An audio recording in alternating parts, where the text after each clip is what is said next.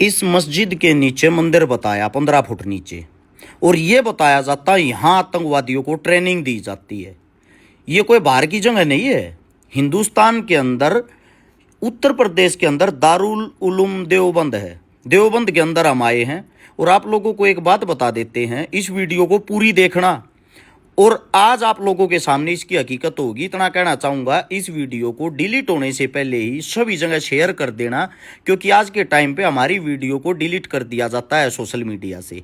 आओ वीडियो देखते रहो, पूरी वीडियो गौर से देखना है, एक एक बात को सुनना है। आज देवबंद हम आए थे, हमारे जो अरशद मदनी साहब हैं उनसे गाय के बारे में चर्चा करने की। जो गायें हैं ना, गाय को राष्ट्रीय पशु घोषित किया जाए, उस चीज़ पे लेके काफ़ी चर्चा हुई। अब हम एंट्री कर लेते हैं। यहाँ पे सामने आप लोगों को ये जो लाल गेट दिखाई दे रहा है, ये गेट बनवाया था बादशाह ज़ाहिर शाह, जो अफगानिस्तान के वजीर आजम थे 1957-58 के टाइम पे। इस गेट के अंदर से हम एंट्री करके आज आप लोगों के सामने पूरा का पूरा दारुल उलूम देवबंद दिखाते हैं। और हिंदू मुसलमानों के बीच में जो भी भरम है वो भैया आज गौर से इस वीडियो को देख लेना। सबसे पहली चीज़ तो ये है, ये वो जगह है जिस जगह पे आके महात्मा गांधी ने 1947 के अंदर हिंदू मुस्लिमों की मीटिंग की थी।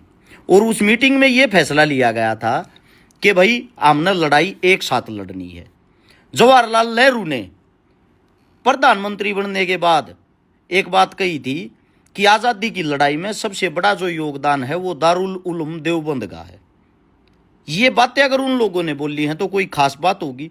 सबसे पहले तो हम गए, यहाँ सबसे बड़ी लाइब्रेरी है इस वक्त की, इस टाइम की, जो सदियों पुराने इतिहास को समेटे हुए है। ये क्या देख लिया हमने इस लाइब्रेरी के अंदर, यहाँ पढ़ाई मुस्लिमों की होती है और इतिहास हिंदुओं का भी पढ़ाया जाता है।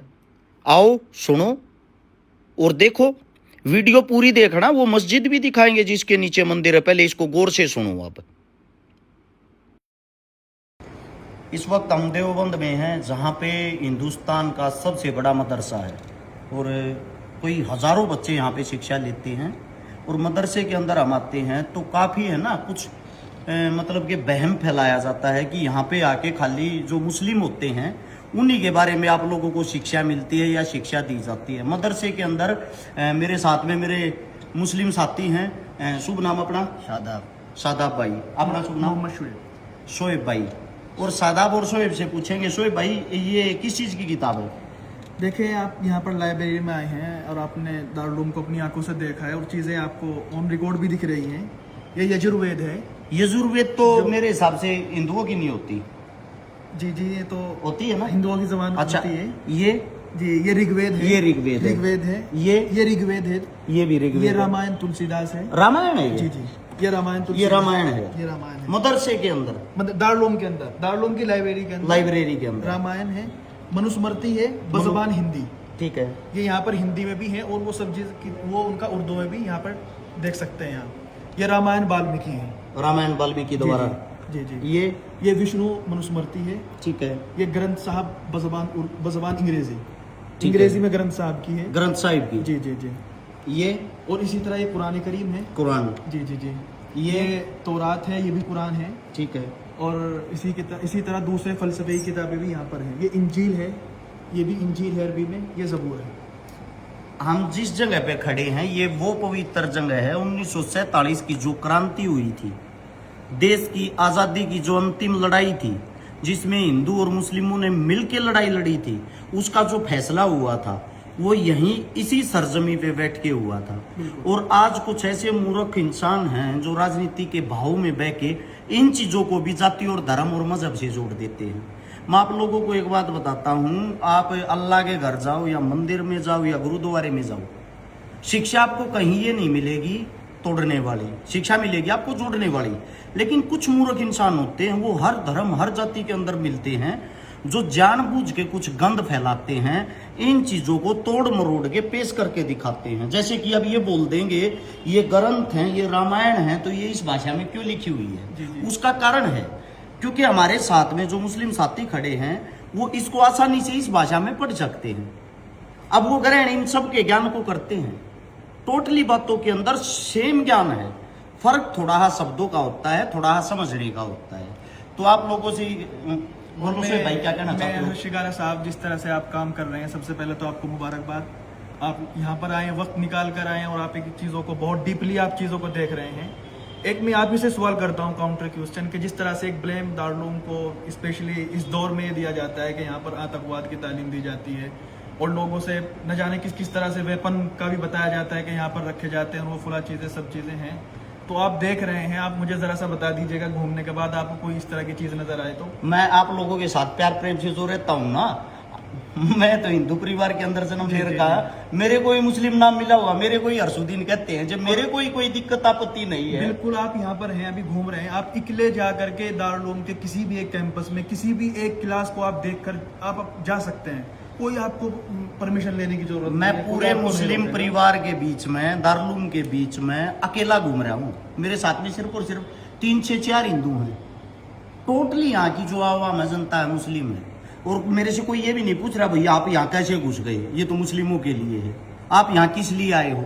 यहाँ पे जो प्यार प्रेम मिल रहा है, यहाँ पे जो सादगी है, यहाँ पे आज भी 1947 से पहले का जो भारत है वो देखने लायक। आप लोगों को देखना चाहिए, देखने से ही सीखते हो, सुनी सुनाई बातों से नहीं। कानों के कच्चे मत बनो।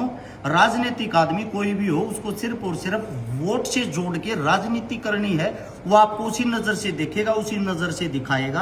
हाथ जोड़ के विनती है, आप देवबंद आए और यहाँ पे आके घूमे, यहाँ पे आके देखें। मैं गारंटी देता हूँ आप देवबंद के दीवाने हो जाओगे। धन्यवाद आप सबका। और इतना कहना चाहूंगा, एक बार लाइब्रेरी और दिखाना। मेरे हिसाब से हिंदुस्तान के अंदर ऐसी लाइब्रेरी कहीं मिलेगी नहीं आप लोगों को। पूरी वहां से लंबी दिखाना भाई।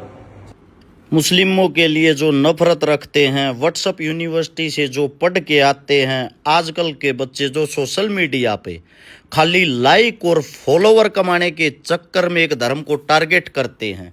आंखें खोलो और देखो, क्या किसी हिंदुओं के पास ऐसे इस तरीके से अपने इतिहास को संभाल के रखा है? गौर से देखो, सदियों पुराना इतिहास आज भी इनके पास रखा हुआ है। पंखे भी वही पुराने हैं, उसी टाइम अंग्रेजों के टाइम के। आज भी हाथ की दस्तकारी करते हैं, हाथ से काम करते हैं। अगर गौर से देखोगे, जितनी भी लाइब्रेरी है, इसके अंदर जितने भी इंसान बैठ के जो कार्य कर रहे हैं इस टाइम पे, वो कार्य करने वाले इंसान आज भी लैपटॉप से पहले अपने हाथ से मोहर मारते हैं, हाथ से काम करते हैं। अपने पूरे के पूरे इतिहास को समेटे हुए हैं ये इंसान। और संपूर्ण जो भी जहां से इंसान आता है उसकी इज्जत करते हैं, उसका सम्मान करते हैं। इसीलिए मैं कहता हूं, आप किसी से नफरत तो करते हो, नफरत करने से पहले नजदीक से जाके उसके कल्चर को तो जानो। या सीधा वैसे ही किसी से सुन लिया और गालियां देना शुरू कर दिया। किसी के धर्म को आप बदनाम तो कर देते हो, टारगेट तो कर देते हो। उस धर्म के बारे में थोड़ा बहुत तो आप लोगों को पता होना चाहिए। आइए अब आप लोगों को उस मस्जिद तक ही लेके चलते हैं जिस मस्जिद के आजकल चर्चे चल रहे हैं, क्योंकि वो दिखानी आप लोगों के लिए बहुत ही ज़्यादा ज़रूरी है, ताकि आप गुमराह ना हो। और उससे पहले आप लोगों को इस जगह लेके चलता हूँ। ये देखो, सुना होगा फिल्मों में कि फतवा जारी कर दिया है। ये वो जगह है जहाँ पे हम जा रहे हैं। पुराने टाइम से ही, पुराने से पुराने टाइम पे, अंग्रेजों के टाइम पे 1947 की जब जो लड़ाई शुरू हुई, तो उस टाइम पे जो मौलाना हुसैन अहमद मदनी साहब थे, उन्होंने फतवा जारी किया था। और वो फतवा यहाँ से जारी किया था। ये जो आप जगह आप देखने लग रहे हो, वहाँ लिखा हुआ भी है सामने, फतवा जारी यहाँ से होता है संपूर्ण हिंदुस्तान के मुस्लिमों के लिए। और 1947 की लड़ाई में ये फतवा जारी हुआ था, कोई भी अंग्रेजों की सेना में मुस्लिम शामिल नहीं होगा। जैसे हम नमाज जो पढ़ते हैं 5 टाइम की, जितनी अहमियत इज्जत हम नमाज को देते हैं, सेम हम अपने देश के लिए कुर्बानी दे देंगे। हम अंग्रेजों की फौज में नहीं जाएंगे। और मैं अपना कफन अपने साथ लिए फिरता हूँ। मेरे देश के लिए सबसे पहली कुर्बानी मेरी होनी चाहिए। ये थे मौलाना साहब के उस वक्त के, उस टाइम के स्पीच, भाषण। अपने देश के लिए, हिंदुस्तान के लिए वो लड़े थे। दूसरी चीज़ ये है, अब हम जिस तरीके से बाहर निकल के जो जा रहे हैं, हम जा रहे हैं उसी मस्जिद की तरफ, जिस मस्जिद के बारे में दुनिया भर के बच्चे आजकल वीडियो बनाते हैं। पॉपुलरिटी के चक्कर में कोई भी आदमी किसी भी लड़कियों जैसा नाम रख के, और जो सरेआम मावारा तत्व होते हैं, वो एक समाज को टारगेट करने के लिए बार बार गालियों का प्रयोग करते हैं। और वो समाज को जो तोड़ने का कार्य करते हैं, उन लोगों ने ना तो कभी आज़ादी की कोई लड़ाई लड़ी, ना उनके बड़ों ने कोई लड़ाई लड़ी। वे वो इंसान हैं जो सिर्फ और सिर्फ किसी धर्म को टारगेट करके लाइक और फॉलोवर कमा सकते हैं। अब हम पूछ गए हैं उसी मस्जिद के अंदर, जो मस्जिद आप लोगों के सामने दिखाई दे रही है। सबसे पहली चीज़ तो आप ये देखो कि इन लोगों ने अपनी चीज़ों से कितना प्यार है, कितने अच्छे तरीके से मुस्लिम जो कल्चर है ये अपने आप को समेट के रखते हैं। ये एक आवाज़ में इकट्ठे हो जाते हैं। इनसे हमें सीखना चाहिए, इनसे हमें सीख लेनी चाहिए। आप लोग आज भी जातियों में बटे हुए, आप लोग आज भी एक दूसरे को टारगेट करते हो, आप लोग आज भी एक दूसरे को देख के चिढ़ते हो, घिन करते हो। लेकिन मुस्लिम जो कल्चर है, मुस्लिम जो इंसान है, वो एक दूसरे से कितना प्रेम करते हैं। भले ही वो एक दूसरे से फर्क मानते हो, लेकिन आपको महसूस नहीं होने देंगे। ये वो मस्जिद है जिसके नीचे मंदिर बताया जा रहा है। इस मस्जिद के बारे में थोड़ा सा मैं आप लोगों को बता भी देता हूं ताकि आप लोगों को पता लग जाए, क्योंकि मस्जिद के आजकल चर्चे हैं तो मस्जिद कोई ज़्यादा पुरानी है नहीं। ये ना ये किसी औरंगजेब ने बनाई, ना ये किसी अकबर ने बनाई, ना ये किसी बाबर ने बनाई। ये मस्जिद, इसका कार्य 14 अप्रैल 1986 से शुरू हुआ था और इसको बनने में पूरी तरीके से 20 साल लगे। यानी कि मस्जिद 2006 के आसपास बनकर पूरे रूप से तैयार हुई है। ये मंदिर मस्जिद के अंदर का ढांचा है। अब सोचने का विषय ये है, जब ये 2006 में ही बनी तो इसका मतलब ये तो 20 साल पुरानी ही हुई। अब ये 20 साल पुरानी जो मस्जिद है, इस 20 साल पुरानी मस्जिद के अंदर भी आप लोग कैसे ये बोल देते हो कि ये किसी मंदिर को तोड़ के बनी हुई होगी, है? यानी कि कुछ भी आप लोगों को बस अलूल जलूल फैला के ये जो भाईचारा है इसको तोड़ना है। ये देखो, मेरे चारों तरफ से मुस्लिम होंगे, मैं इकलौता इनके बीच में होऊंगा। मेरे को कितना प्रेम दे रहे हैं, कितना प्यार दे रहे हैं। अगर एक मुस्लिम टोपी लगा के किसी मंदिर में घुस जाए ना, उसी खबर को बड़ी बना के और उसका इतना अपमान कर दोगे, इतना अपमान कर दोगे जिसकी कोई हद नहीं, और फिर बोलते हो कि हर्ष मंदिरों के खिलाफ बोलता है। मैं मंदिरों के खिलाफ नहीं हूं, मैं अपने कल्चर से प्यार करता हूं। लेकिन वहां वीवीआईपी जो लाइनें लगती हैं, 1100-2100 जो रुपए लेते हैं, यहां वो कल्चर नहीं है। यहां भिखारी हो या राजा, सब एक ही साथ बैठ के नमाज अदा करते हैं। यही हमने इनसे एकता सीखनी चाहिए।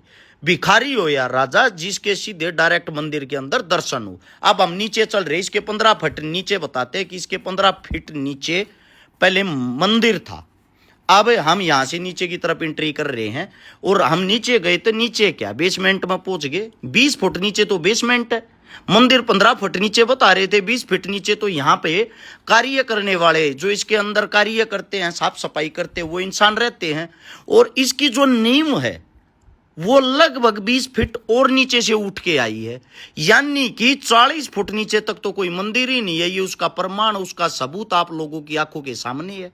दूसरी चीज ये है, चलो मान लिया आप लोगों को यहां मस्जिद बनने से पहले मंदिर था, लेकिन उस मंदिर से पहले भी तो कुछ ना कुछ होगा।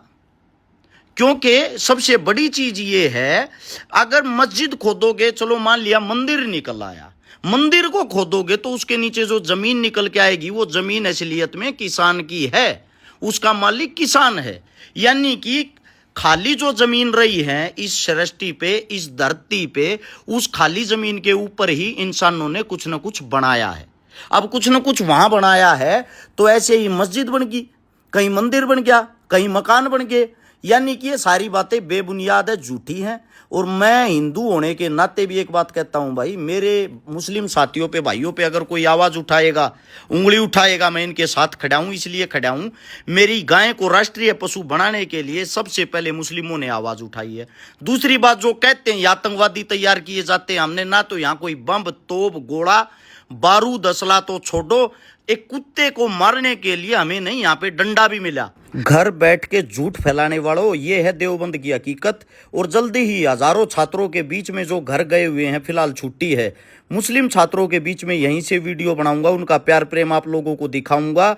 और एक बात ध्यान रहे, मंदिर भी मेरा है, मस्जिद भी मेरा है, अल्लाह भी मेरा है, ईश्वर भी मेरा है।